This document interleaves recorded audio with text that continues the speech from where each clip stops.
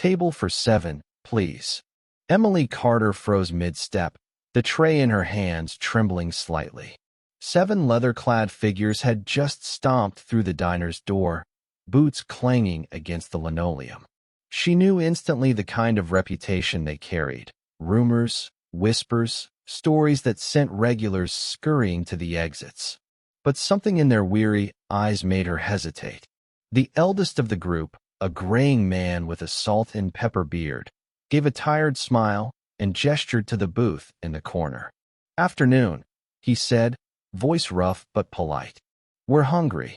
Emily swallowed hard, tying her apron tighter around her waist. "Right this way," she said, forcing her voice steady. Her pulse hammered in her ears. Her son, Ethan, perched in the corner booth with his homework spread out, peeked up at her and gave a small, encouraging nod. As she approached the table, she noticed the details others missed: the dust caked on their jackets, the calluses on their hands, the gentle way one of them helped an older companion adjust a chair. They weren't here to intimidate. They were simply exhausted from the road. "What can I get for you all today?" Emily asked, her pen poised over the notepad. A few soft chuckles rippled through the group. "Whatever's hot," one of the men said, a glint of humor in his tired eyes. "And some of that cherry pie." Emily's heart softened.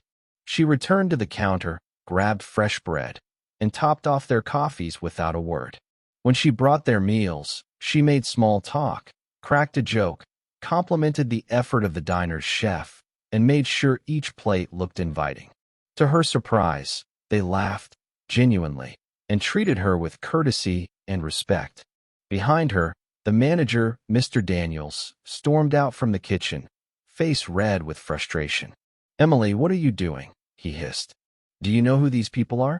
You could drive away every other customer in here." Emily stood tall, trying not to let the shaking in her voice show. "They're just people who need a meal," she said firmly. "And they're treating us with respect. Isn't that worth something?" Mr. Daniels shook his head, muttering under his breath, and stomped back into the kitchen. Emily returned to her booth, keeping one eye on the group.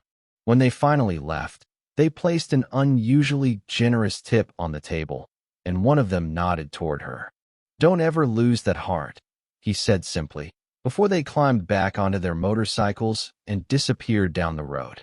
That night, Emily counted the tips and realized the extra generosity had nearly covered her rent, and then some. But it wasn't the money that mattered.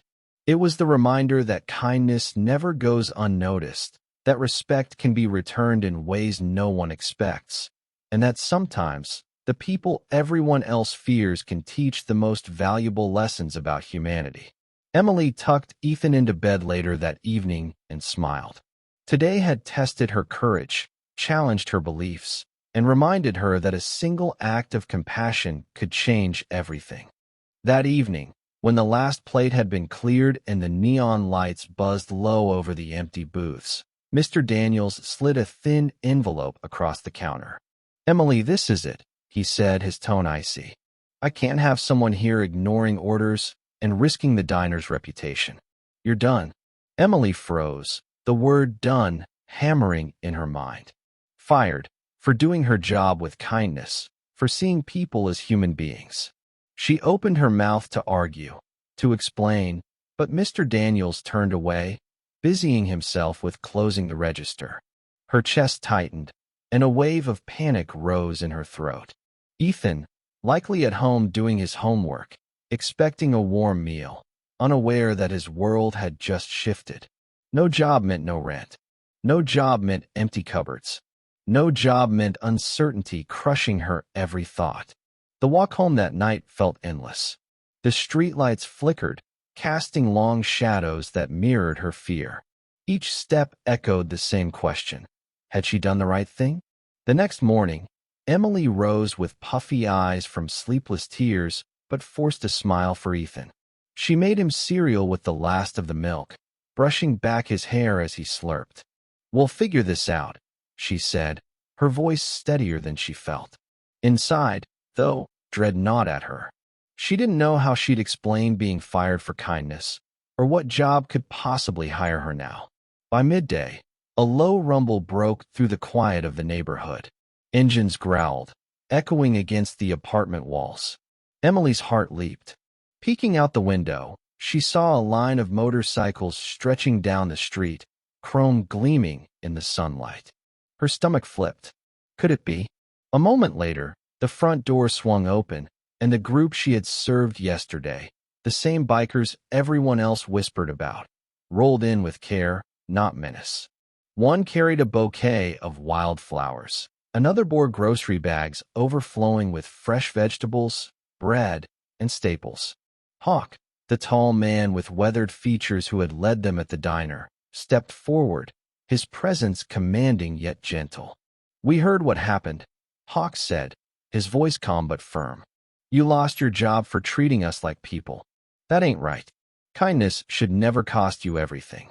One by one, they set the groceries down, adding a box of school supplies for Ethan. Hawk handed Emily an envelope, thick and heavy in her hands. Her fingers shook as she opened it. Inside was more money than she could have earned waiting tables for months. Tears blurred her vision. Why would you do this?" she whispered, her voice trembling. Hawk met her gaze steadily. "Because yesterday, you saw us as people, not monsters. That kind of heart, that deserves protection. Don't forget that." Word of what happened spread quickly. Neighbors shared the story. Local news outlets picked up the headline. "Waitress fired for serving bikers. Returns to unexpected kindness." Messages poured in. Offers of work, donations, and encouragement from strangers touched by her courage. Emily realized she was at the center of something far bigger than herself. A community reminded of the simple but powerful truth that respect and kindness matter. Within weeks, Emily accepted a position at a family-owned cafe. Here, her generosity and warmth were not just appreciated, they were celebrated. Customers came in for the food, yes, but also to meet the woman who had dared to serve a group no one else would, who had smiled when others had feared, and who had reminded everyone that courage can take the form of compassion. At home each night, after tucking Ethan into bed, she repeated the lesson she had learned so clearly. No matter what the world says, kindness is never wasted. Sometimes, it returns when you least expect it, and often multiplied in ways you could never imagine.